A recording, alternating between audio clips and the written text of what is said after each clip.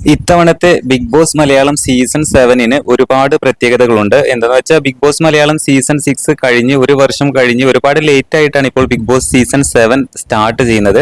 എന്തായാലും ആരാധകരുടെ കാത്തിരിപ്പിന് ഇന്ന് വിരാമം കുറിക്കുകയാണ്.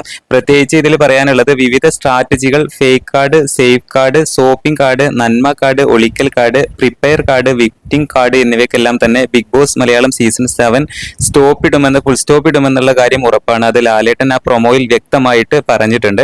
മുൻ സീസണുകളിൽ നിന്നും ഏറെ വ്യത്യസ്തമായ ടാസ്കുകൾക്ക് പുറമെ അവതരണത്തിൽ പുത്തൻ മാറ്റവുമായിട്ട് മോഹൻലാലും എത്തിയിരിക്കുകയാണ്.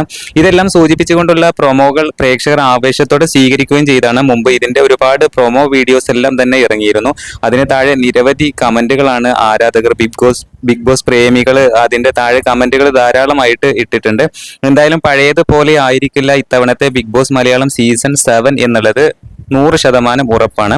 എന്തായാലും എന്തൊക്കെയാകും ഇത്തവണ ബിഗ് ബോസ് പ്രേക്ഷകർക്ക് മുന്നിൽ എത്തുക എന്നത് നമുക്ക് കാത്തിരുന്ന് കാണേണ്ടി വരും. ആരൊക്കെയാണ് ഹൗസിൽ പ്രവേശിക്കുന്നത്, ആരൊക്കെയാണ് പ്രഡിക്ഷൻ ലിസ്റ്റിൽ ഉള്ളവർ, ആരൊക്കെ ഉണ്ടാകും, ആരൊക്കെ ഉണ്ടാകില്ല എന്നുള്ളതൊക്കെ ഇന്ന് വൈകിട്ട് 7 മണിയോട് കൂടെ നമുക്ക് മനസ്സിലാക്കാൻ സാധിക്കും.